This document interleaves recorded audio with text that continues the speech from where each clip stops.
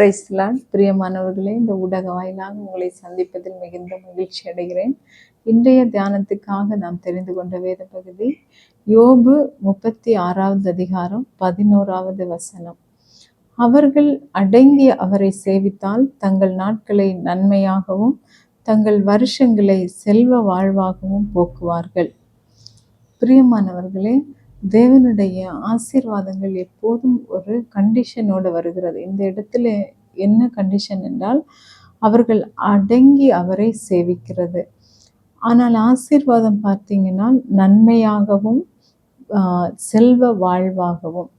எல்லாருக்குமே நமக்கு ஆசீர்வாதமாக இருப்பதற்கு எல்லாருக்குமே ஒரு ஆசை உண்டு. அந்த செல்வ வாழ்வென்று சொல்லும்போது ஒன்லி உலக பிரகாரமான அந்த செழிப்பு மட்டுமல்ல, நம்மளுடைய சுகம் பெலன் எல்லாவற்றிலும் ஆசீர்வாதம் சமாதானம், அதுவே ஒரு பெரிய செல்வம் தான் நமக்கு. இப்படிப்பட்ட எல்லா ஆசீர்வாதங்கள்னாலும் நம்முடைய வாழ்வே ஒரு செல்வ வாழ்வாக, அதற்கு முன்னாடி பார்த்தீங்கன்னா நன்மையாகவும் போக்குவார்கள். இது நாம் பெற்றுக்கொள்ள வேண்டுமானால் அவரை அடங்கி சேவிக்க வேண்டும். ஆங்கில வேதாகமத்திலே ஒபே அண்ட் சர்வ், அதாவது கீழ்ப்படிதல். இந்த இடத்திலே அடங்கி அவரை சேவிக்கிறது என்பது கீழ்ப்படிதல், முற்றிலுமாய் அவரை நாம் சார்ந்திருத்தல்.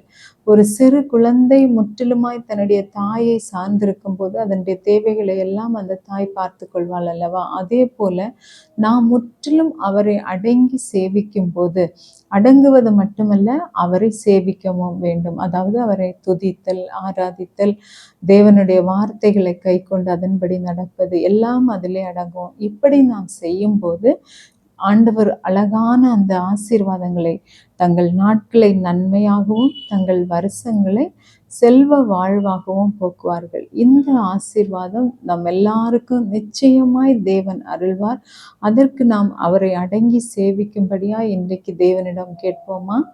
அன்பும் இரக்கமும் நிறைந்த எங்கள் பரலோகத்தின் நல்ல தகப்பனே, ஆண்டவரே தகப்பனே, நாங்கள் எல்லோரும் இந்த வாழ்க்கையிலே, இந்த உலகத்திலே எங்களுடைய நாட்களை நன்மையாகவும் எங்கள் காலங்களை செல்வ வாழ்வாகவும் போக்குவதற்கு உம்மை நாங்கள் அடங்கி சேவித்து ஆண்டவரே இந்த ஆசீர்வாதங்களை பெற்றுக்கொள்ள எங்களுக்கு உதவி புரியுங்கப்பா.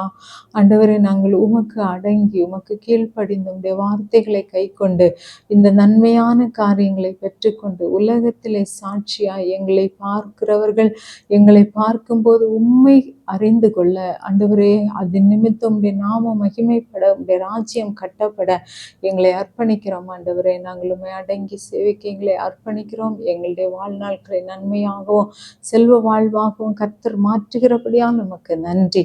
ஒவ்வொருவரையும் ஆசீர்வதியும் இயேசுவின் நாமத்தில் வேண்டிக் கொள்கிறோம் எங்கள் ஜீவனுள்ள நல்ல பிதாவே, ஆமேன். God bless you.